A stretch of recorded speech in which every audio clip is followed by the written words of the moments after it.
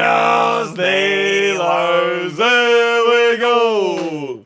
Here we go, Steelers! Here we go! Here we go, Steelers! Here we go! Welcome into the Steelers Talk Live Show. I'm your host, Jack Sperry. That is your producer, Jeffrey Cooperstein. And today we've got a bunch of great Steelers content coming your way today. Coop, first up, Colin Cowherd said the Steelers should do what this offseason? And let me tell you, it's a doozy. It is a terrible take. Just going to warn you guys right now. But that's our first segment. I'm going to tell you why it's a terrible take. And then number two, I'm going to get into my QB targets here, Coop. We've been scouring the NFL landscape here, and I think I've got 7 quarterbacks that I could see realistically be the Steelers' starting quarterback next year. And then we're going to finish up today's show with my perfect 2025 off-season plan for the Pittsburgh Steelers. We lovingly refer to that video as The Beast because there is so much content in that final segment today. So make sure you guys stick around to the final segment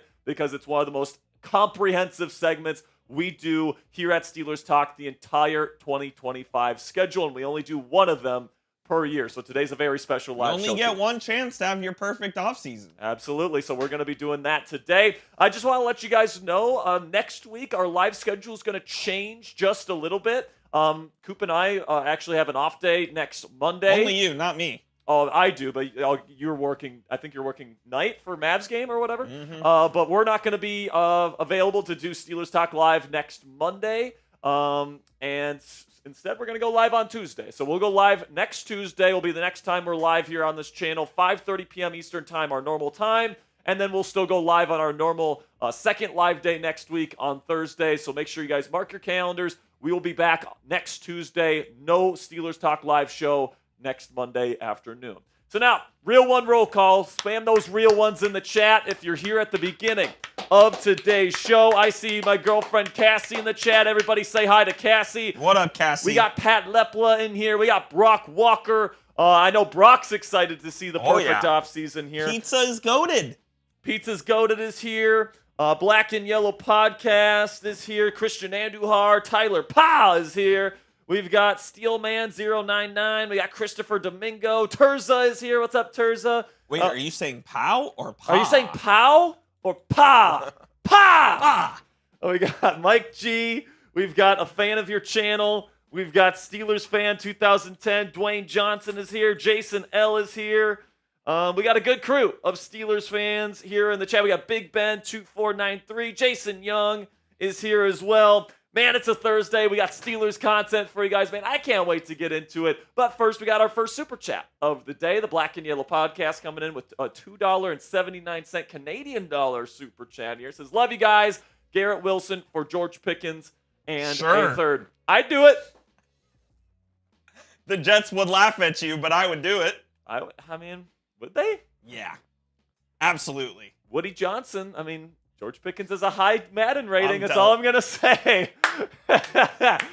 You're not getting Garrett Wilson for that. Yeah, I would love to get Garrett Wilson, man, but I think that George Pickens, I'm just not sure if he's as valuable as a trade piece as his talent would suggest. I think that, last year people wanted a first-round pick for Deontay Johnson, and they barely got a 6th-round pick for him. So I just think that, George Pickens, I think if you're lucky, you get like a late day 2 pick, probably more like a day 3 pick, though, if you trade George Pickens this offseason. So I guess we'll have to see what ends up happening with GP. Before we get into the Steelers content today, we got a bunch of great stuff coming your way here, so you don't want to click away. But first, let's have a word from our sponsor here at Game Time, which is the best place for you to buy tickets for the sports, music, comedy, and theater in your area. Game Time has a new feature called Game Time Picks on their app that makes getting tickets for live events even easier. Game Time Picks filters out the fluff to show you only incredible deals on great seats, so you don't have to waste time searching through thousands of tickets. All you have to do is select the Game Time Picks button at the top of the screen. When you go into an event you want to go see, you select,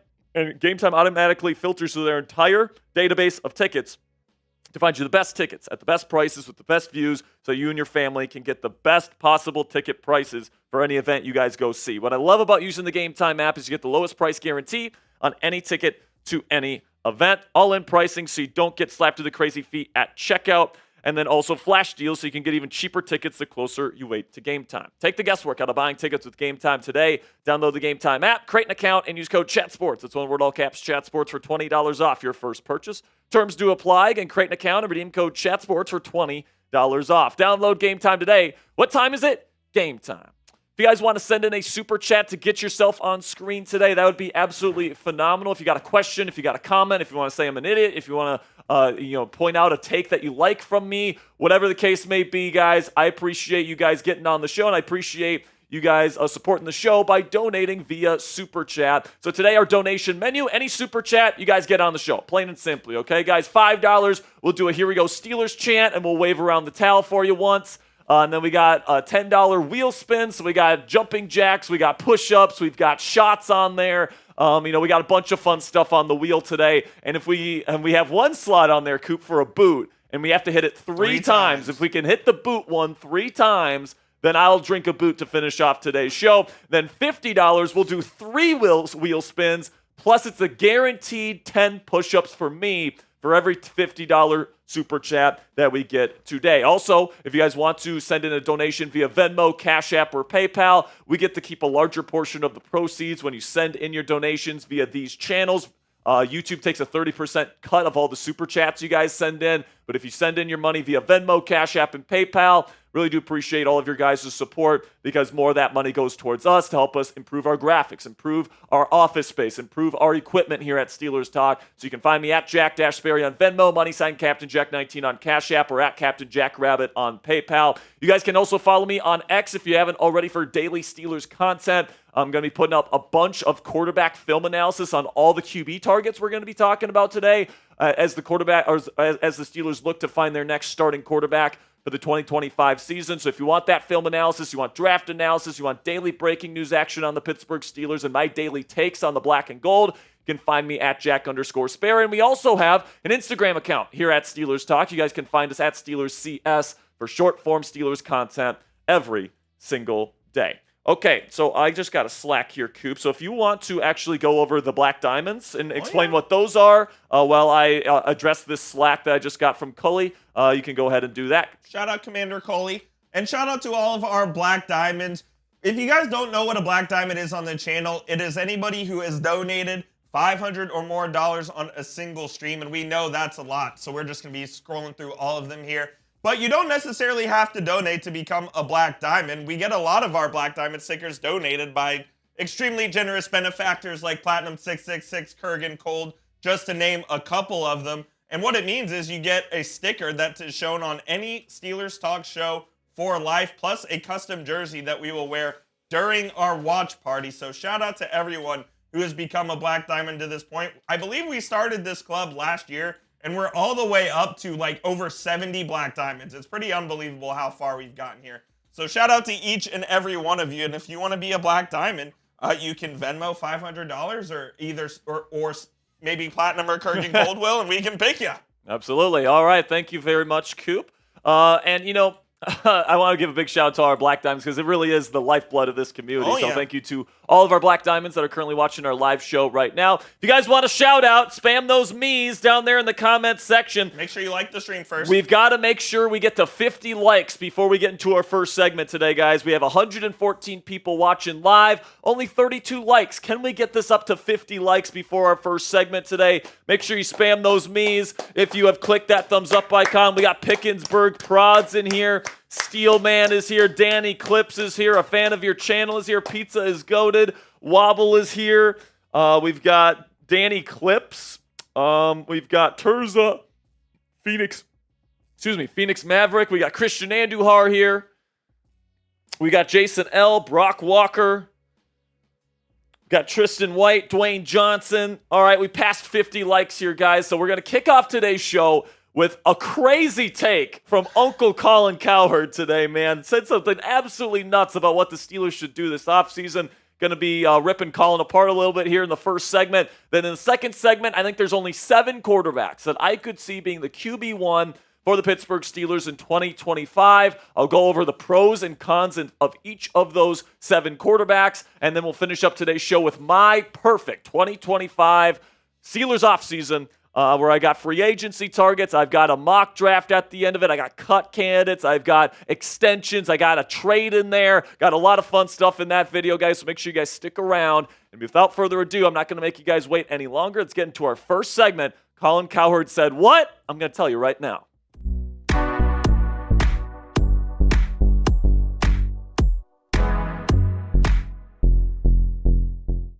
Welcome into Steelers Talk. I'm your host, Jack Sperry, and on today's show, I'm going to be breaking down a ridiculous take that Fox Sports host Colin Cowherd made on his show and a suggestion that he made for the Pittsburgh Steelers in this 2025 offseason that I think not only is a stupid move, but I think would set this franchise back at least a decade, all right? So before I talk about this terrible take from Uncle Colin, make sure you guys click that subscribe button if you haven't already, because we give you guys a daily Steelers videos here on the channel. Lately, during our off-season blitz, we have been doing a lot of 2 video a day days here. I think we've had 2 videos a day every single day this week. You guys can click that subscribe button because we have breaking news coverage every time that Omar and Mike make a signing or a cut or a trade this offseason. We have weekly live shows every Monday and Thursday. It's all 100% free, guys. We got over 75,000 people that have already clicked that subscribe button. We're so close to 100,000.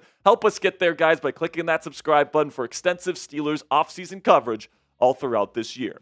And so this is the take, guys, and I just think it's absolutely ridiculous. Colin Cowherd said on the Herd earlier today that he thinks the Pittsburgh Steelers should trade TJ Watt, George Pickens, and 2 additional first-round picks for not Cam Ward, for Shedeur Sanders out of Colorado. This is what Uncle Colin had to say about the move.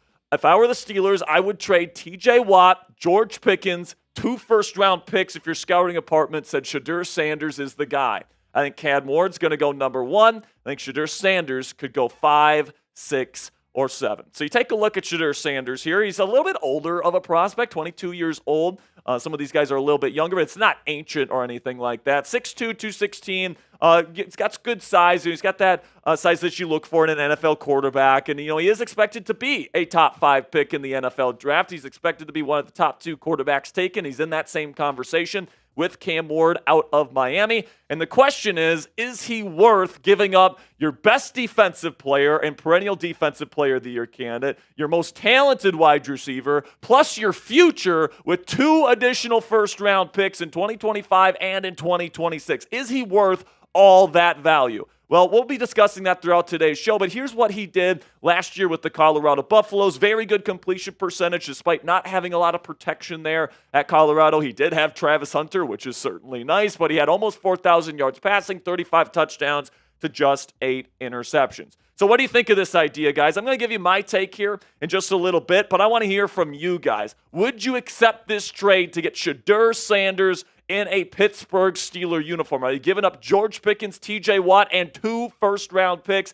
to get Sanders in a Steelers uniform? Give me an A for accept or D for decline. This is going to be the pinned comment on today's show. So before I give my take on this potential trade for the Pittsburgh Steelers, I'm going to be talking about our sponsor today at Game Time. And while I'm talking about Game Time, go down there, find that pinned comment at the top of the comment section, and answer today's question. With that, let's have a word from our sponsor here at Game Time, which is the best place to buy tickets for the sports, music, comedy, and theater in your area. Game Time has a new feature called Game Time Picks that makes getting tickets for live events even easier.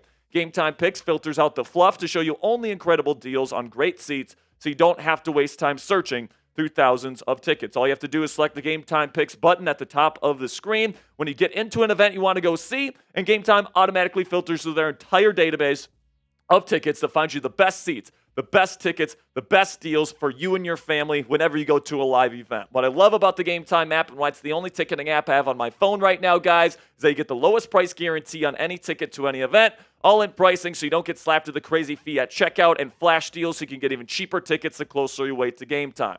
Take the guesswork out of buying tickets with Game Time today. Download the Game Time app, create an account, and use code CHATSPORTS for $20 off your first purchase. Terms do apply. It's just for that first purchase, guys. Again, create an account and redeem code CHATSPORTS for $20 off. Download Game Time today. What time is it? Game Time. Personally, guys, I think there is no way the Pittsburgh Steelers make this move, trading TJ Watt, all right, the face of the franchise as it stands right now, George Pickens, the best and most talented offensive player on this team, and then also your future with 2 additional first-round picks in order to move up for Shedeur Sanders. Now, listen, man, I think Watt is probably going to get extended this year. I know there's some people throwing out the idea of trading away TJ Watt because he's getting older and he's on the last year of his contract. And, if he's going to get extended, he's probably going to be making top dollar, right? At least top 3 money at his position, maybe even tops in the league. And he might even make more than Nick Bosa, who currently makes $34 million per season at the edge rusher position. So I understand why some people are hesitant of giving TJ all of that money, and knowing the Steelers and how they love to spend money on the defensive side of the ball and how important TJ is to this defense, I think we can all agree it's probably going to happen that he will be back in Pittsburgh for the long haul. And then second, Shedeur Sanders is not worth, TJ Watt, George Pickens, and then 2 first-round draft picks, in my opinion, all right? I don't think necessarily that he's a top 10 quality quarterback, if I'm being completely honest with you. And that, and you're valuing him higher than that because you're trading 2 first-round picks plus 2 high-end talents. And I just don't think Shedeur Sanders is worth that kind of contract. You can take a look at my scouting report on Shedeur Sanders. I have a mid to late first-round grade on him. And the reason for that, guys, is I don't see a lot of special in his game. All right, I see a lot of, clean throwing mechanics. He's a decent mental processor pre-snap. The accuracy is pretty good as well. He's got his moments of inaccuracy. I wouldn't say it's elite accuracy, but it's fine. I think that he's a decent playmaker out of the pocket, and I love his pocket toughness. He'll take a hit, and he'll stand and deliver. And I like the fact that he had to face some adversity there at Colorado. It wasn't necessarily always easy there. He didn't have a great defense. He didn't have a great offensive line.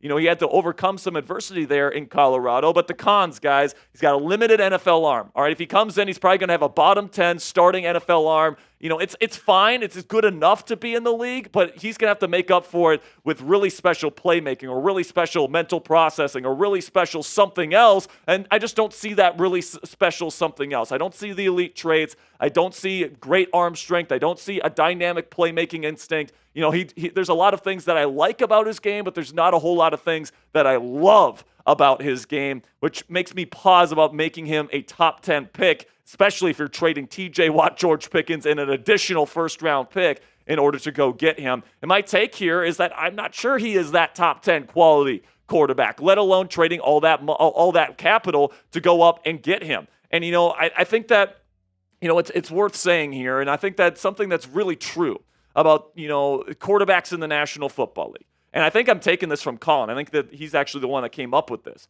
is that some quarterbacks are trucks and they can drive the team and they can drive a championship team forward and they can be the reason why you win. And other quarterbacks, they're trailers. Guys like Brock Purdy, guys like Jared Goff, guys like Derek Carr, guys like Russell Wilson, where, if you put some good stuff around them, you give them a good defense, good protection, a solid run game, they can be a winning quarterback in the National Football League if they have the proper help. That could be Shedeur Sanders, all right? I do think Shedeur could be a trailer in the National Football League. If you put the right things around him, you give him a good defense, you give him a good run game, all these different things, I do think Shedeur Sanders, could play on time, be accurate, be a decent playmaker, all these different things that we talked about in his scouting report, but he's just not a truck. I don't see the elite traits. I don't see, paying him $60 million or whatever the top of the market quarterback market's going to be when this guy's second contract comes up. I don't know if he's going to be worth that against the cap moving forward. And,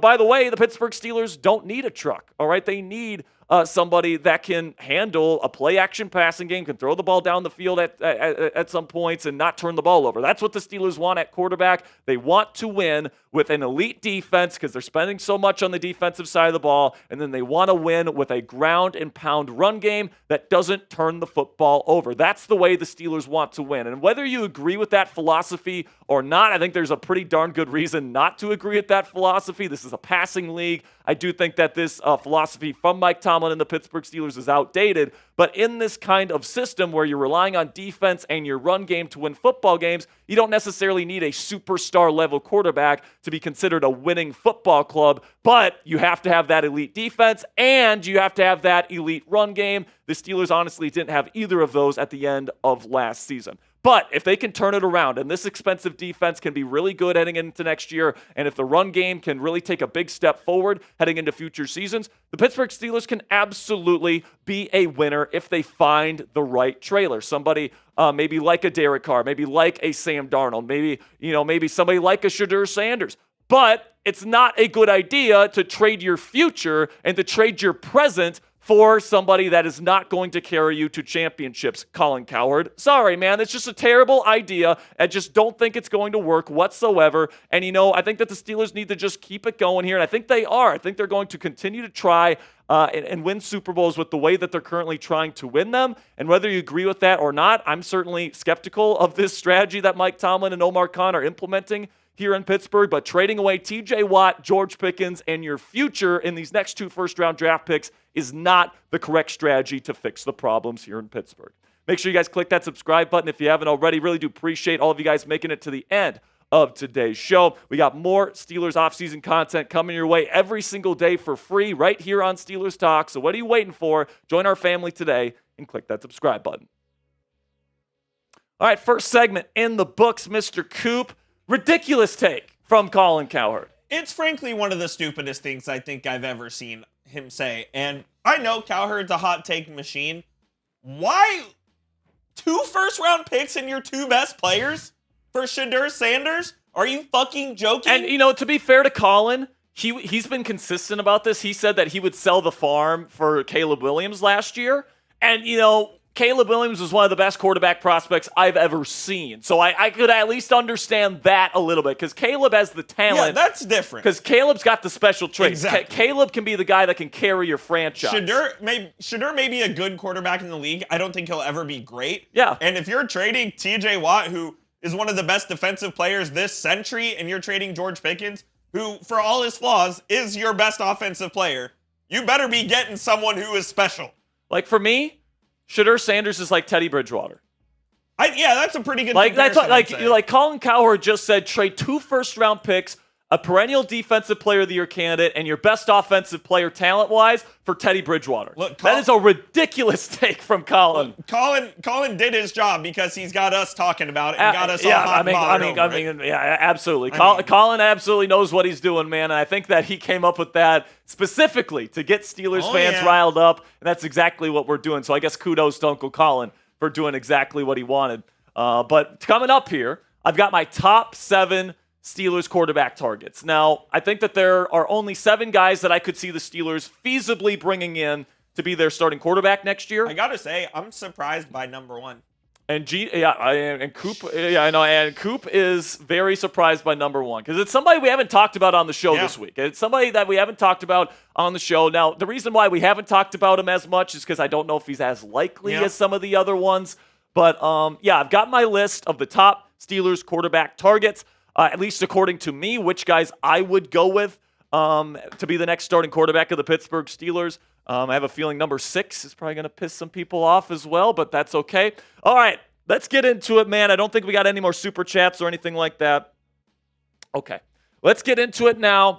And then also remember, guys, we've got the perfect offseason plan coming after this next segment. So if you want to see that, my free agency targets, my mock draft, my cut candidates, all that great stuff, it's coming out in our 3rd segment of the day.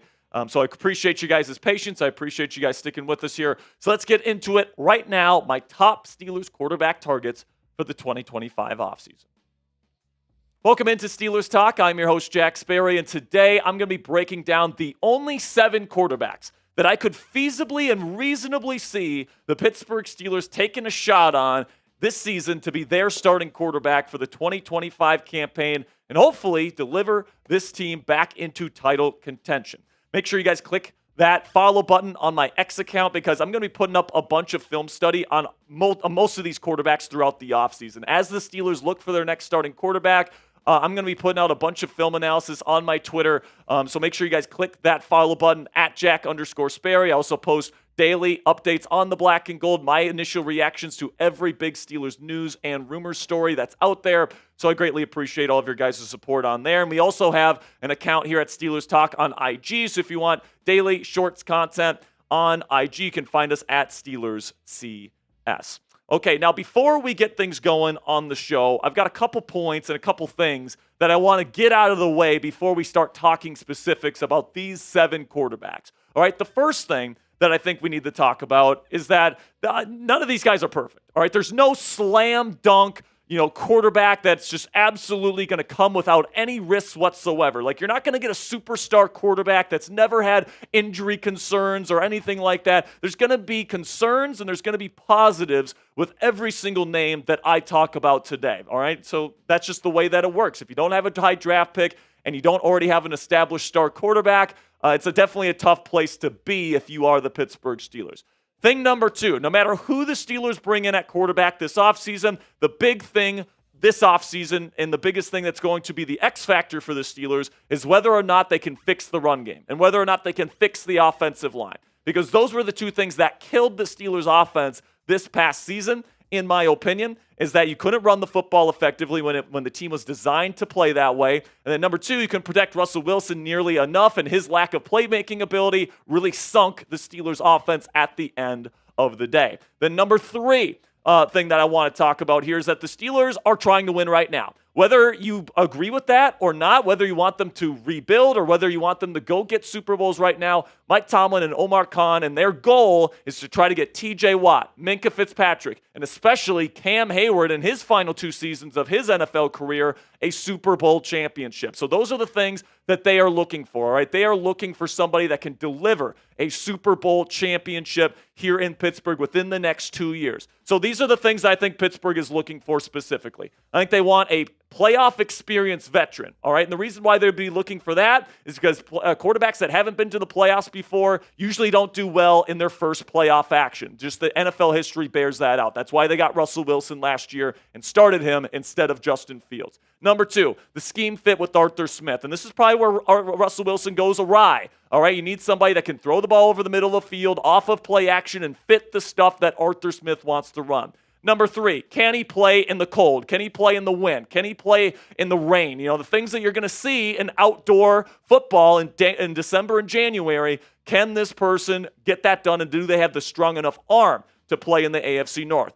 4, high-end downfield passer, all right? This is an offense that wants to have a ground and pound run game mixed with a deep shot offense, all right? So that is what the Steelers want. And then they want somebody who protects the football because they want to win with defense, turning the ball over, and they want to play with offense, ground and pound run game, don't turn the football over. So those are the 5 things the Steelers want. So without further ado, let's go over my least favorite quarterback target here, and that is Kirk Cousins. And the reason why I'm pretty low on Kirk is because I think he's physically deteriorated. And, there's certain positives that people can throw out there. He does have that experience. He is that experienced veteran.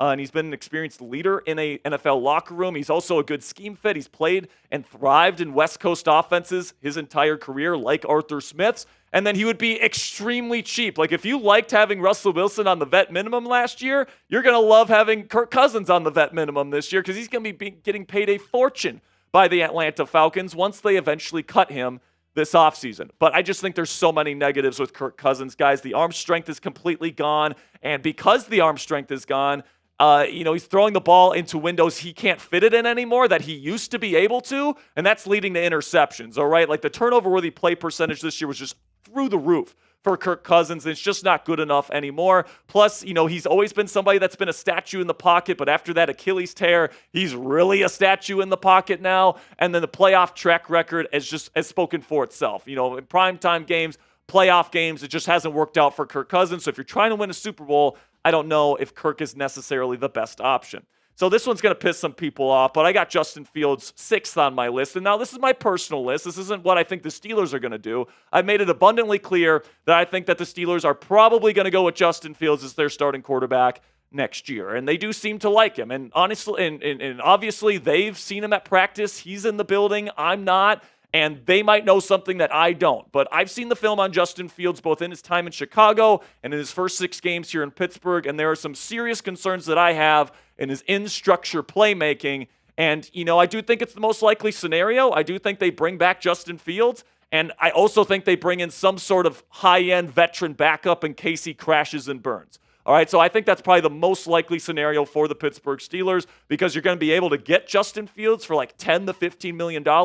on like a 1-year contract or something like that. And then you can get one of these high-end veterans to back him up in case he sucks or gets injured. And, I like guys, and I like a lot of these guys in this Arthur Smith style of offense. Jacoby Brissett, Andy Dalton, Tyrod Taylor in particular. I'm not sure about Mariota because of how it ended in Atlanta with Arthur. And then Joe Flacco throws a lot of interceptions, so not sure about those two. But Brissett, Dalton, and Taylor are all guys I think could fit in this offense as Justin Fields' backup, and I think that's probably the most likely scenario. And, in terms of the things that Mike and Art see in Justin Fields, I think they see the sky-high upside. He's got the great arm talent. He's got the dynamic rushing ability that, everybody loves about Justin Fields, and I totally get that. And then, it'll also be his second year in the system. So you can make an argument, all right, well, maybe he wasn't that good in the first year, but then he got to learn from Russ a little bit. He was allowed to grow and mature a little bit. And now in his second year, he's going to be ready to become the star quarterback that he's got the potential to become. And then also he's going to have an affordable contract like we talked about $10 to $15 million per year on his next deal. But there's also a long list of concerns that I have, guys. In structure playmaking, his timing, his anticipation, the touch passing down the field, it's all underwhelming on his film, in my opinion. Also, he holds the ball way too long. He ranked 40th in average time to throw this year, and then the year prior to that, he ranked 42nd. He's always held onto the ball way too long. And, it's very much a detriment to the offenses that he plays for. Also, accuracy concerns. I think he only completed 6 passes of 20 or more air yards this year. That's just not going to be good enough for a team that wants to bomb it down the field. And then his lack of playoff experience. This is somebody that hasn't been to the postseason. Even if he succeeds and he gets to the postseason, NFL history would not be on the Steelers' side in the first round of the playoffs yet again because their quarterback doesn't have any playoff experience, all right? And, first-time playoff quarterbacks almost never, ever win Super Bowls. So you'd pretty much be saying bye-bye Super Bowl chances 2025 if you go with Justin Fields, at least in my opinion. I broke down all of my concerns in detail about both Russell Wilson and Justin Fields in this video we put out earlier this week. I'll put the link to this one in the comments and description of today's show. I'll also put the chip in the top right of your screen right now so you can check out this video. So let me know, true or false, down there in the comment section. Justin Fields will win a playoff game as the starting quarterback for the Steelers at some point during his Steelers career. Type T for true or type F for false below. Let me know what you guys think down there in the comment section. Personally, I think that the answer to this question is F for false. So coming up here on Steelers Talk, my top 5 quarterback targets. Going to be breaking them down for you guys here in order from 5 to 1 after our sponsor read here. But first, we need to talk about our sponsor today at Fume. And have you guys ever caught yourself reaching for a bad habit? Maybe it's that moment when you're with friends and you just don't want to feel, or you just want to feel like you fit in. Well, that's where Fume comes in. It's not about quitting. It's about finding a better alternative. Fume, the sponsor of today's video, has created an innovative flavored air device that's perfect for those moments when you want to break away from bad habits and still have something enjoyable to reach for. Fume is an award-winning flavored air device that draws flavor to your mouth, not your lungs. It's a great way to satisfy your oral fixation with non-toxic flavors, free from nicotine or vapor, and it's safe to use anywhere. Fume's design is also more about just the flavor. It's an awesome fidget tool with magnets and clicks that help calm anxiety. You'll love how Fume feels because it's got premium quality, sleek design, and it's perfect for taking on the go as well. Physiology shows stopping a bad habit of cold turkey is very hard on your brain.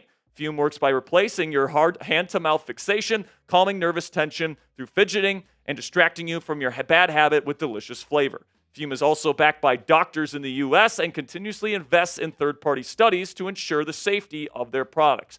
Fume has already helped over 300,000 people build better habits. Try Fume today, and if you order the Journey Pack now using my code CHATSPORTS, you'll get a free Fume topper and awesome accessory to level up your experience. Go to tryfume.com/chatsports or scan the QR code on the screen. A big shout out to Fume for sponsoring today's edition of Steelers Talk. Number 5 here, and these are all the veteran options, all right? These are the guys with playoff experience, all that great stuff.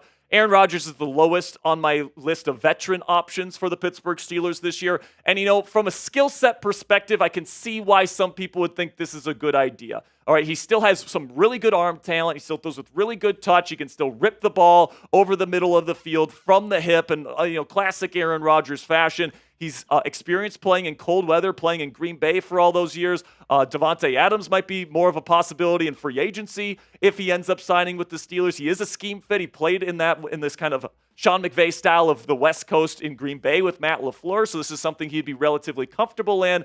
And, like I said, still got the high-end arm talent. But there's still some very, very big concerns with Aaron Rodgers at this point in his NFL career. This is somebody that's on the other side of 40 at this point. I mean, how many years are you going to get out of him? Like 2 max, probably 1. And I think that, the culture fit issue is a big one right there because, in Pittsburgh, a lot of the culture stuff with Mike Tomlin is about we, not me. And, I think that, Aaron Rodgers is certainly somebody that has been labeled a me guy as of late. And, Ryan Clark, who's certainly in Mike Tomlin's ear, does not like this cat. So I think that, Mike Tomlin might not want to bring Aaron Rodgers in here to Pittsburgh. The accuracy went down a lot this year for Aaron Rodgers. It was not a good year accuracy-wise for him in New York, which concerns me a ton.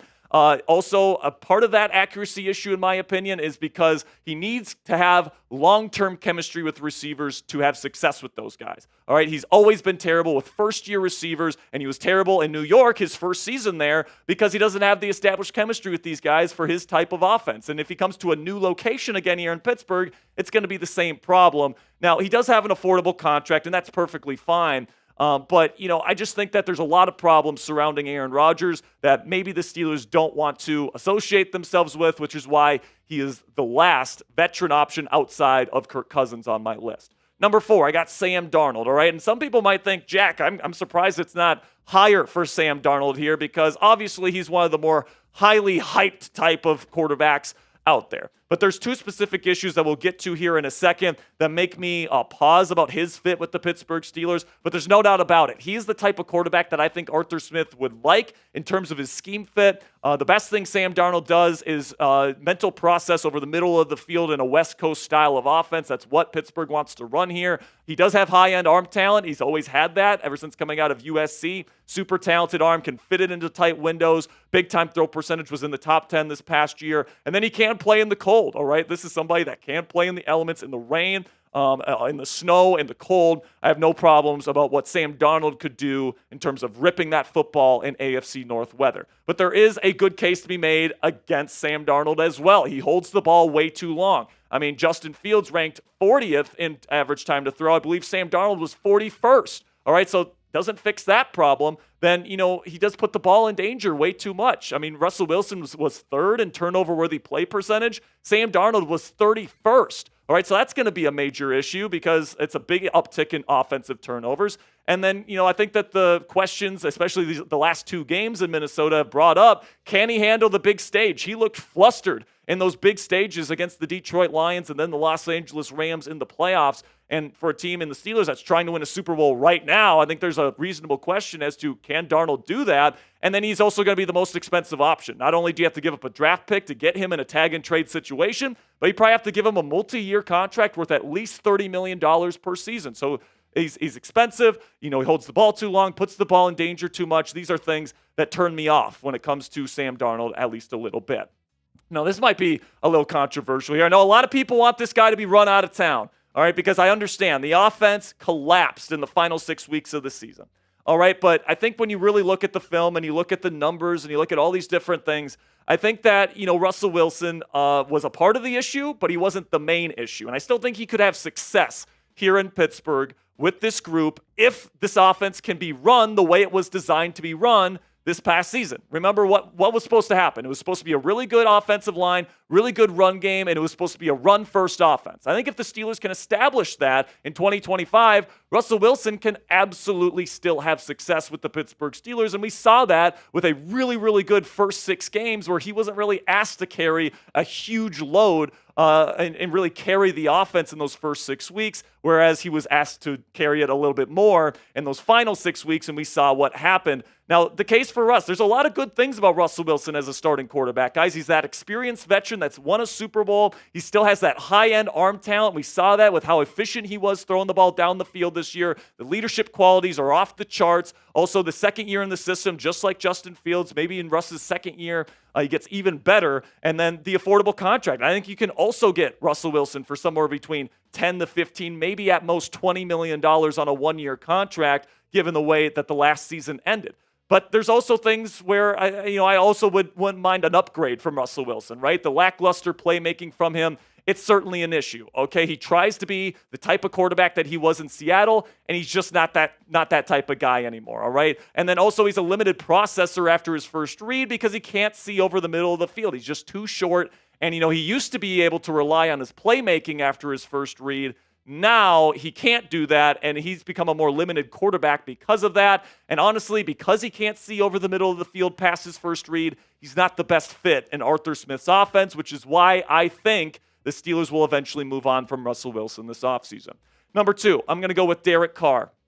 And I've talked about Carr on this channel a little bit, and I think that there's a lot to like about bringing Derek Carr in to be the starting quarterback for the Pittsburgh Steelers, because I think he has a lot of the same upside things and the good things about Russell Wilson. Like, he's an experienced veteran. He can really throw the ball downfield. He's got a great arm, and he can throw with great touch on his deep ball. So at least you're getting that with Derek Carr that you had with Russell Wilson. I think he's a better scheme fit for Arthur Smith's offense because he can rip it over the middle of the field. He manages pressure better than Russ does. And because the Saints are going to be guaranteeing him $20 million next year if they cut him, they can sign him to like a $10 to $15 million deal, and Derek's still going to be walking away with $30 to $35 million in the 2025 season, and he gets to play for, finally, a winning organization. I mean, he had to play for the Las Vegas Raiders and the Saints, who are absolute jokes of franchises, and this poor guy, Derek Carr, gets blamed for a lot of those problems. All right? Now, that's not to say that there aren't concerns with Derek Carr. All right, he's been injured more lately in his career. He is getting older. I think there's questions about whether or not he can play in the cold. His numbers in cold weather games have been atrocious. Also, the lack of playmaking upside, like he's not going to be an out-of-structure playmaker type for you. And then the playoff track record. He's only made the playoffs once in 11 years, and he has an 0-1 record in that one game. But like I said, guys, playing for the Raiders and playing for the Saints and those jokes of franchises certainly contributed to that as well. I broke down the potential reasons why I would be okay with going with Derek Carr as the starting quarterback, especially if it means Davante Adams comes and plays here in Pittsburgh down in a video that we did earlier this week. I'll put the link to that one in the comments and description as well, so you can get my full breakdown on Derek Carr to the Steelers. Then my number 1 here, and I don't think it's going to happen because I don't see any reason for Seattle to really let him go, but Mike Macdonald, the head coach there in Seattle, was very non-committal on Geno Smith in his postseason press conference, his after-season press conference, whatever you want to call it. And, there's certainly a possibility that Geno Smith gets released by Seattle. Now, I think that they won't do it because it's like, well, what's better out there for Seattle? And I just don't know if there is a better option out there because Geno Smith has actually played pretty decently in his 3 seasons there with the Seattle Seahawks, and he's done that with one of the worst offensive lines in the game. And I think that if the Steelers can get their hands on Geno Smith, he's got arguably the most underrated arm talent in the league. This guy makes throws you simply will not believe to all areas of the field. He's got a bazooka for an arm. He fits it in the tight windows. You will not believe. And the pocket presence is actually really good. So this guy's a playmaker. He's used to playing with poor offensive line play as well, so he can handle pressure very well. I like the scheme fit. In a play-action offense, ripping the ball over the middle of the field with Arthur Smith. He's got the size, and he's got the bulk, and he's got all these different things you want in an AFC North quarterback. And, I think that this is somebody that if you get him, I think that he can be a game changer for the Pittsburgh Steelers. Unfortunately, I think Seattle probably keeps him around, so I'm not sure how likely Geno Smith is for the black and gold. So shout out your guy down there in the comments section. Who do you want to be the Pittsburgh Steelers QB1 for 2025? Do you want Justin Fields and give him a shot? Do you want to bring back Russell Wilson and give him another chance? Do you want Derek Carr, Sam Darnold, Aaron Rodgers, Geno Smith? Let me know you guys' thoughts down there in the comments section. Can't wait to see the names that you throw down there. But remember, give me your reasonings why down there in the comments section. Thank you guys for making it to the end of today's show. Make sure you guys click that subscribe button if you haven't already, because we're going to be going really in depth on all of these quarterback options all throughout the offseason before the Steelers eventually make a decision this spring. And before I say goodbye here, I want to give another quick shout out here to our sponsor today at Fume. Thank you so much to Fume for sponsoring today's video. Scan the QR code on screen right now and use code CHATSPORTS to get your free Fume topper when you order your Journey Pack today. All right, so second one in the books. And,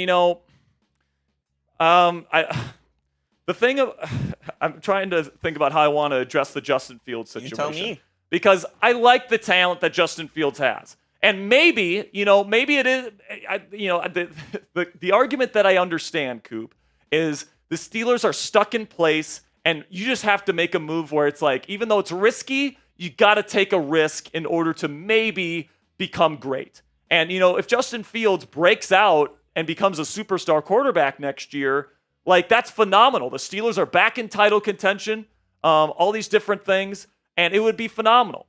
My concern is it's been 4 years with Justin Fields now. He'd be going into year 5, and very, very rarely does a quarterback struggle in the ways that Justin Fields struggles in, and all of a sudden, flip a switch, it becomes magical in year 5. At what point do we stop saying that he has high upside? Probably when the athletic gifts go away. He's already played 4 years in this league, and he's going into year 5, and we just haven't seen it yet. So I'm kind of done with him, to be honest with you. And it's like, I do think I think Tomlin and Art really like him, and obviously they're in the building and they see him at practice every day, and I'm not. So maybe they're seeing something that I'm not, but I watched the film on him this year and it looked very similar to Chicago Justin Fields to me. And honestly, you can make an argument that his time in Chicago was even slightly better than his first few weeks here in Pittsburgh. And, I think people are nostalgic about a 4-2 start to this season and, he had a winning record here in Pittsburgh.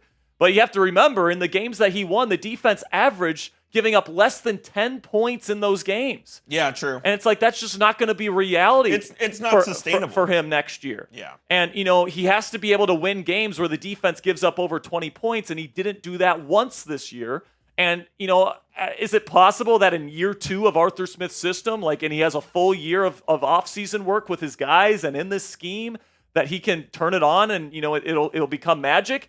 Yeah, but what's the chances of that? 5% at best? At absolute best. And then you're dealing with a 95% chance that the guy you're banking your entire season on isn't a good quarterback, and you're stuck in the first round of the playoffs and you're losing again? I don't know, man. I think personally I'd rather go with a veteran.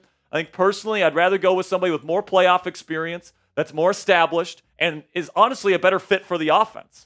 I'm with you there. I fully agree. I'm not a Justin Fields guy whatsoever. Charmander says what the Steelers need is a better O-line and also a better running back like fast Willie Parker and keep Fields. He younger, get rid of Arthur Smith. They're not going to get rid of Arthur. Unless he takes a head coaching job, he's going to be back. So, you can say get rid of Terrell Austin all you want. You can say get rid of Arthur Smith all you want. I don't think they're getting rid of either one. No, they're back, and unfortunately, so is Pat Meyer. It's not confirmed yet, but there's people saying that Pat Meyer is going to be staying, which is an absolute... he's the worst offensive line coach in the NFL. Absolute travesty, man. He has ruined so many talented players that needed development. We were talking about it before the show. Just look at Kevin Dotson as an example A. He was an all-pro this year. Yeah. What's that? Kevin Dotson was an all-pro.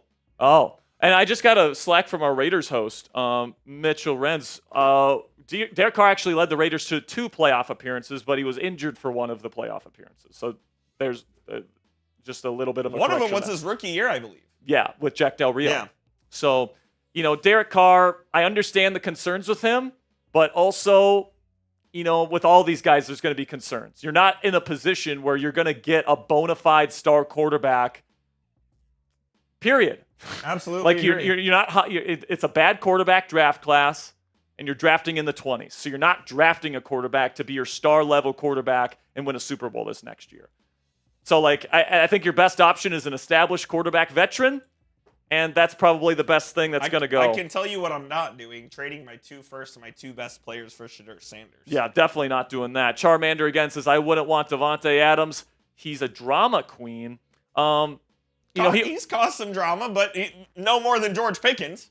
I mean, he did demand his way out of 2 separate organizations, but the people that have worked with him talk about how he's the consummate professional. So, I don't know, man. I think that Adams, if he comes here, he'd be a good fit. And, I think he'd be happy, especially if you get him Aaron Rodgers or Derek Carr. I think he'd be thrilled to be playing. Those are his boys. And, we talked about it on the show. Adams says he would love to play for Mike Tomlin. Yep. So, I would love to bring in Devontae Smith because he is legitimately still a number 1 receiver in this league. He is. Like, I know people will talk about him because he went to the Jets and he's not as good, but that's just not true, man. He was awesome when he was on the field last year. Yeah, he was great, man. He's still a top 5 route runner in the game. I'd love him on the Steelers. I think it'd be awesome. All right. Are you ready? This is the one, man. Okay, this is the one that you guys have been waiting for. We do this once every offseason, right at the start of the offseason. I've been working on it for a while, and we're ready to unveil it today. It is the Beast, the perfect offseason plan here on Steelers Talk. We've got everything from cut candidates to extensions to a trade to free agency targets and a mock draft as well. It's going to be a long one here, guys, so buckle your seatbelts, get a drink. We're probably going to be taking you through an episode of The Office here, if I'm being completely honest with you, about 20-plus minutes on this one. But thank you guys so much for all of your support. And without further ado, let's get into the Beast. Today on Steelers Talk, it is the video that we lovingly refer to as the Beast. It is my perfect offseason plan for the Pittsburgh Steelers in 2025. It's going to be a long one, guys, because we've got my cut candidates, we've got free agency targets, we've got a mock draft, we even have a trade on today's perfect offseason plan. So grab a drink, buckle in your seatbelts, because it's going to be a longer one, guys. I'm just going to warn you right now. But before we get into it, let me know down there in the comments section, what's one move that you really want the Pittsburgh Steelers to make this offseason? Let me know down there in the comments section what that move is and why you want the Steelers to make it. So topics discussed on today's show. I'm going to make a couple of coaching changes. Then we'll get into roster cuts. Then I have a contract extension, a blockbuster trade, and then I get 10 free agency signings, and then we have 4 picks in my 3-round mock draft here. Okay, guys. So before I get into it, I want you guys to keep in mind this isn't necessarily a predictions video. All right, this is more of just an ideal version of how I would like the 2025 offseason to go. And, I would highly doubt that everything happens in this video in real life, but this is certainly something that I would love to see as a fan of the Pittsburgh Steelers. And, with that said, I will try to be somewhat realistic. Like, I'm not going to fire Mike Tomlin. I'm not going to trade TJ Watt. I'm not going to be doing stuff that this team just simply is not going to do.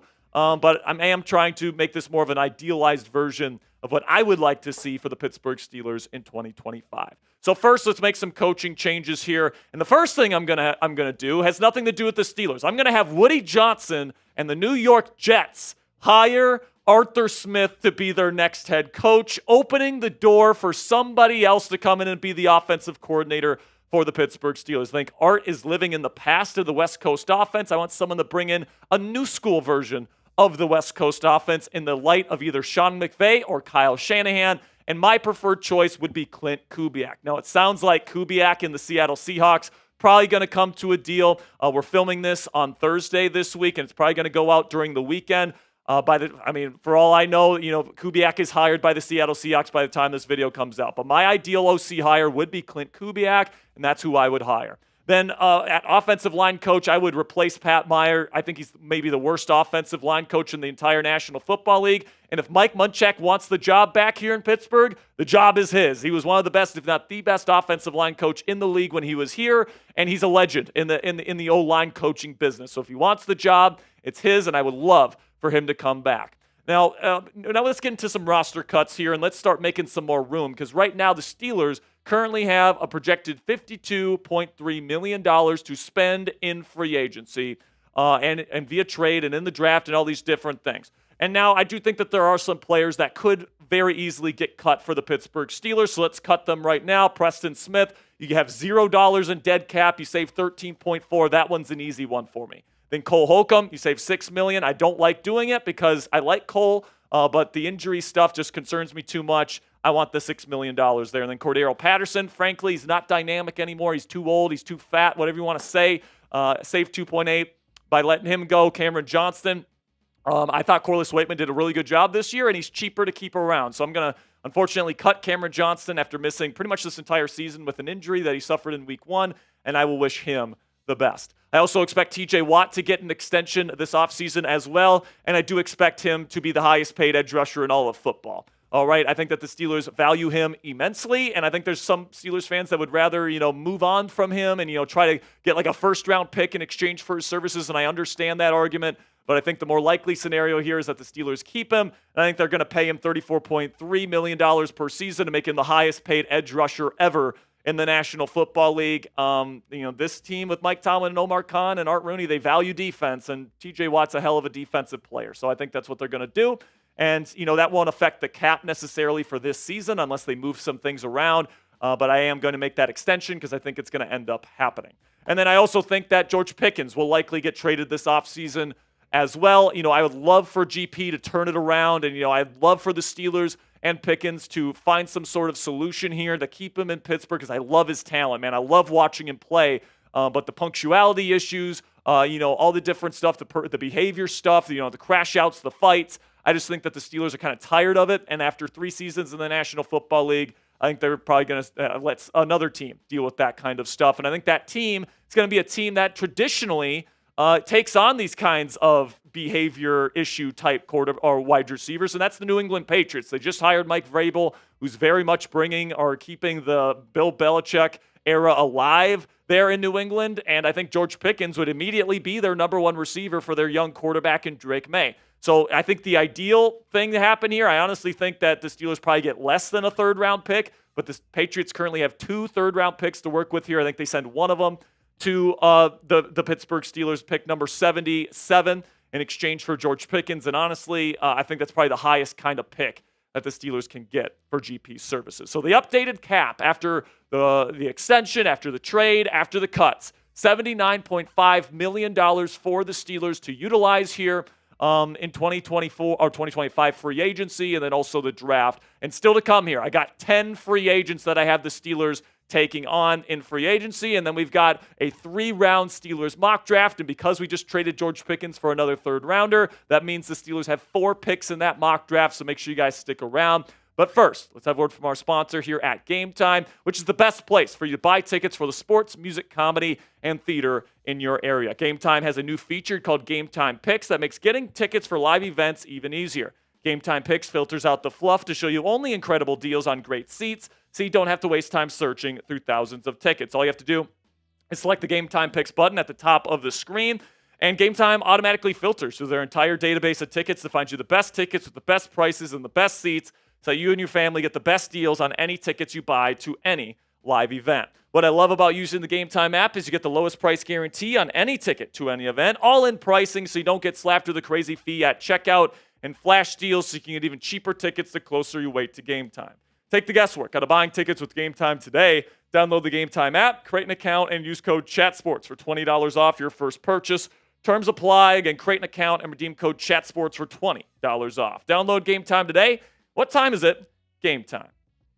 My first free agency signing here, and by the way, I'm getting this number from Spotrac's projected contract market value here. Davante Adams, I think he's going to get released by the New York Jets, and I think the Steelers will be very much in the market for Davante. Spotrac currently projects 2 years for $13.6 million per season for Davante, who is getting a bit older.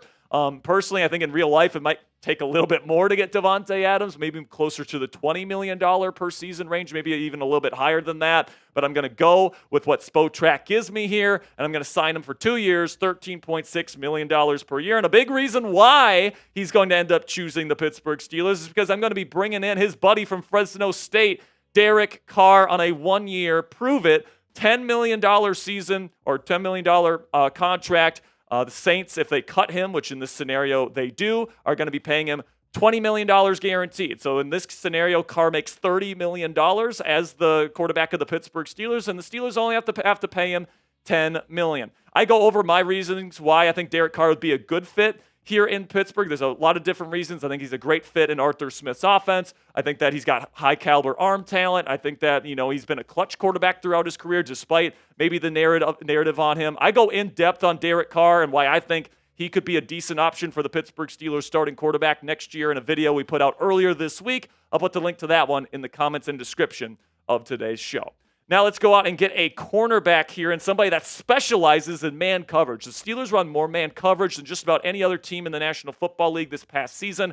They like to play man against teams like Cincinnati and Baltimore in particular. Carlton Davis III out of Detroit this past season was their number one cornerback. He was excellent in coverage in man specifically. I think he's a perfect fit as a veteran CB2 on the other side of Joey Porter Jr. I'm going to sign him to a 3-year deal worth $14 million per season on the contract. Speaking of guys that I think are going to get added to the Steelers secondary that I would like to bring in, I'd like to bring back Mike Hilton, man, the best blitzing slot corner in the National Football League, all right? And right now, Pro Football Focus projects that Hilton will make a 3-year contract, $11 million per season. And, I want to lock up Mike Hilton as this team's slot cornerback for the next 3 seasons because I think this defense is straight up better when he is in the slot, all right? Because you add that element of a blitzing slot corner that is also acting as almost like a pseudo edge rusher in the run fit. I think that this defense and that Blitzburg defense that they had with Hilton in the slot was the best version of this Steelers defense.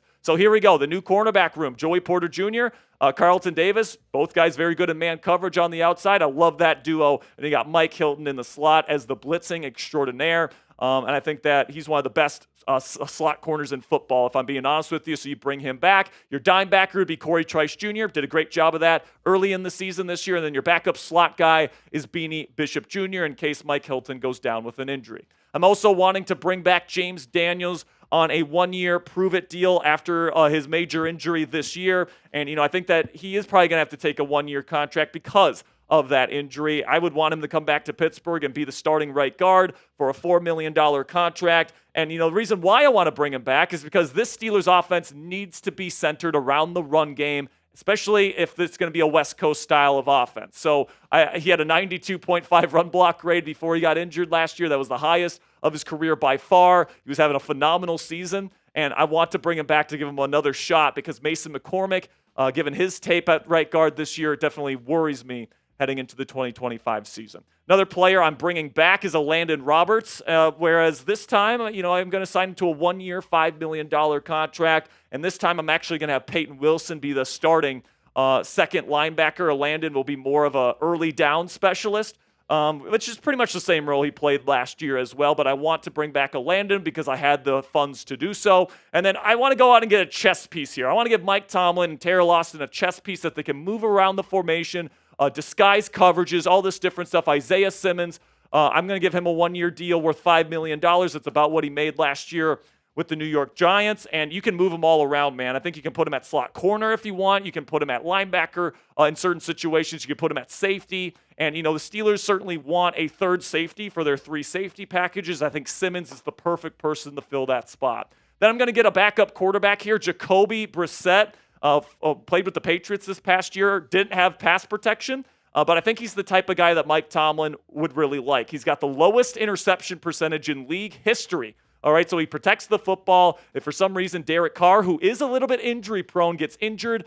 Brissett can come in and he can handle this offense beautifully, in my opinion. Cornelius Lucas is the offensive tackle, the swing tackle I want to bring in. He's got experience starting at both left and right tackle.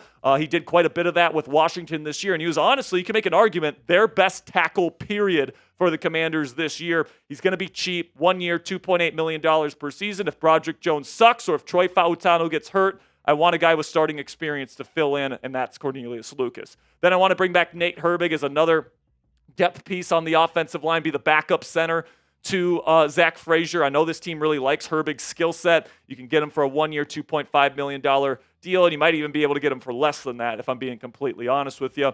So I think that rounds out the offensive line nicely. So now lastly, moment of truth here. 3-round Steelers mock draft. It's our first mock draft of the year here on Steelers Talk. So without further ado, let's reveal who I've got in my ideal offseason mock draft here in round 1, which is Ashton Jeanty, running back out of Boise State. I've made it abundantly clear, guys, if the Steelers are going to become Super Bowl contenders in the future, they are going to have to get dynamic at the running back position. And you can say whatever you want about Najee Harris and Jaylen Warren. I think they're both fine backs. I don't think either one of them is a game changer, all right? For this type of offense to work, look at the teams that do it well.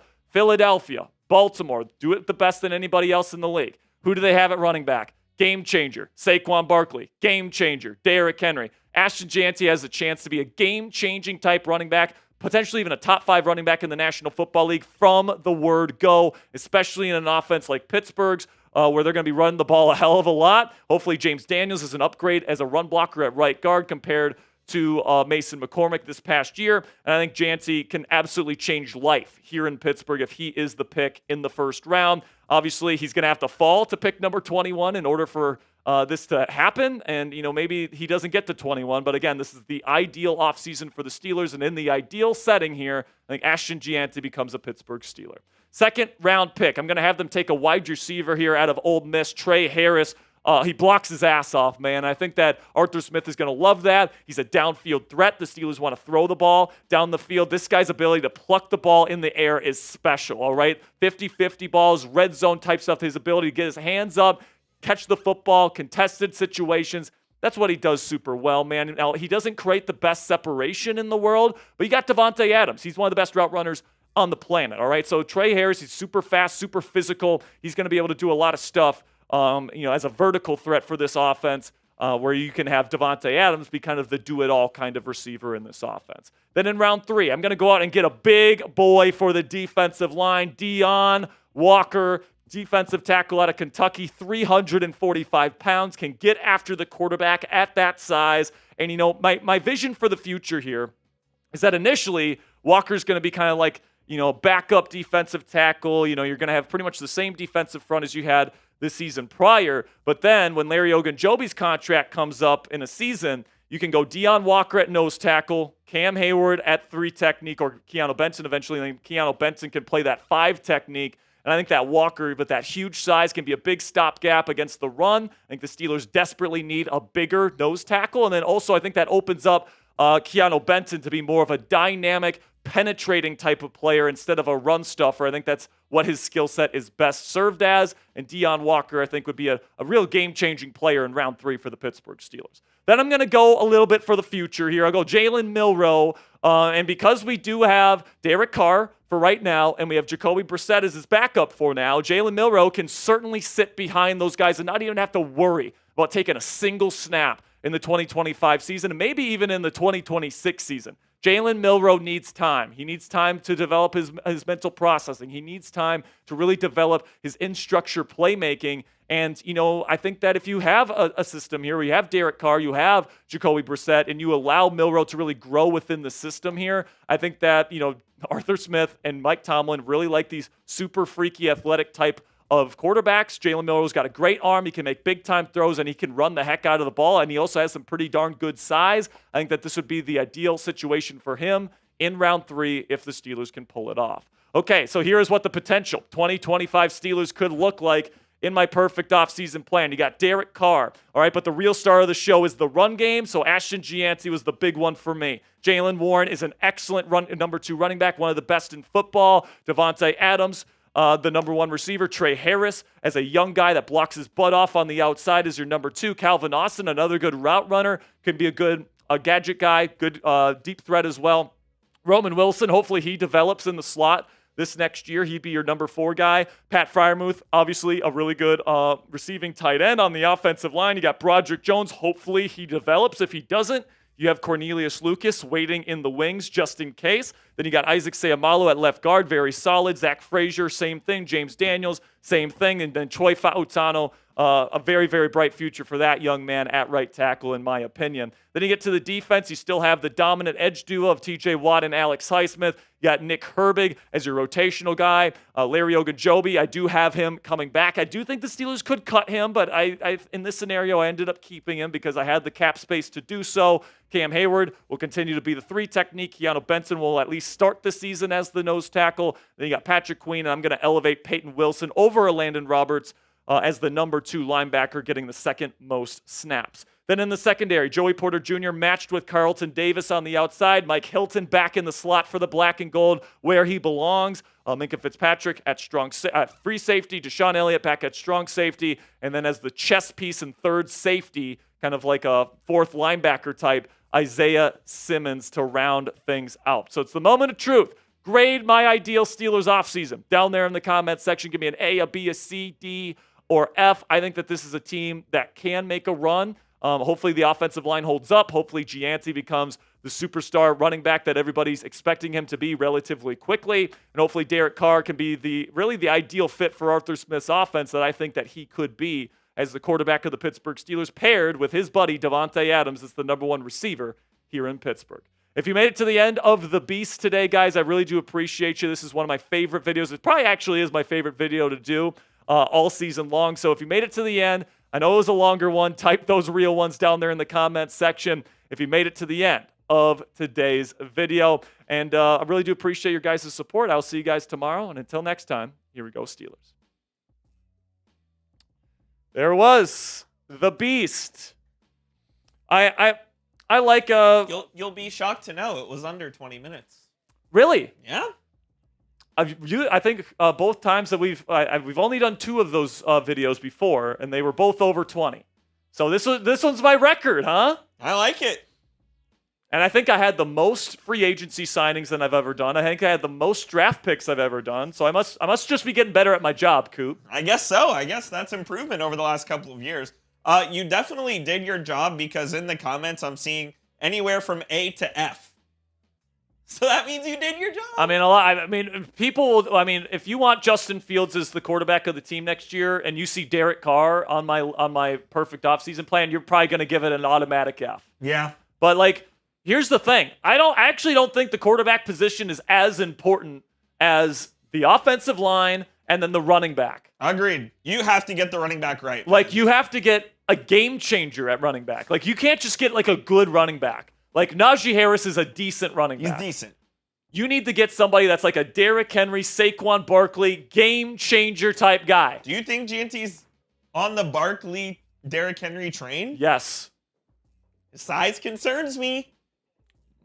It doesn't for me. Okay. The contact balance and the strength are unreal. And honestly, it actually benefits him being a smaller guy because he can fit it into tighter windows. And he's always the lowest man.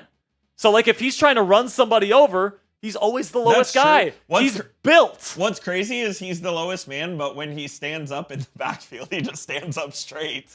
And his jump cut is unreal. His acceleration is crazy. He's got home run hitting long speed. Now, does the lack of competition that he's played concern you? No, because he killed Oregon. Okay. He killed Oregon with Boise State's roster. I think Ashton Gianti could completely change offensive life here in Pittsburgh. And if they decided to go off of a run first approach, I wouldn't be taking running back in round 1. I'm usually not a running back round 1 guy. But since that's where they are. But because the Steelers desperately need to get this run game going, they were bottom 5 in the league this year, Coop, in rushing success rate. That's not good enough for this offense that wants to be run through the run game. You got to invest at running back. I would say that's bad. What's that? I said I would say that's bad. Yeah, bottom 5 in the league. Yeah, I'd say that's bad. The the Steelers in one season need to go from a top 5 worst rushing offense to top 5 best rushing offense if they want any chance of winning a Super Bowl next year. That's the thing about Najee is he's serviceable, but that's all he is. Yeah, and he's fine and he fights for extra yardage, but when was the last time Najee Harris had multiple explosive runs in a game? Never. Never is the answer.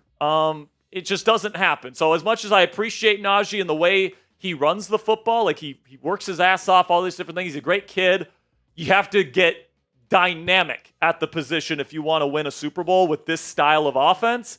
And you gotta invest at the position, man. Darian Wilson says, let's see how we do in the draft. Yeah, man. Let's see. It's a big one. It's going to be a big one. I think you probably have to address wide receiver and running back early. And I honestly don't think they're going to spend a lot of draft capital this year on offensive line, even though they should. It wouldn't shock me whatsoever if they went O-line with number 21. Where on the O-line? Because, are you replacing one of your first-round tackles? I mean, I would love to replace Broderick, but I don't think they will. No, they just won't. They won't do it. They're not moving off of Broderick. I highly doubt that. If they don't bring back James Daniels, maybe they do go out and get a guard. Yeah, and if you're going to be keeping Broderick, I like the idea of getting a guy with starting experience in Cornelius Lucas, who's not a great player, but he's serviceable if you need him in case Broderick sucks. Which is a high possibility. Which is rather, especially if Pat Myers stays on as offensive line coach. He's a joke. He's terrible. I don't know what to do, man. All right. I appreciate your guys' support. I appreciate you guys sticking with me here on my perfect offseason plan. I thank you guys for all the support you give to me and Coop here on the show. Our offseason's just getting started. Reminder, our next live show is next Tuesday. Not Monday. Tuesday next week at 5:30 p.m. Eastern Time. So we'll see you guys later. And until next time, here we go, Steelers.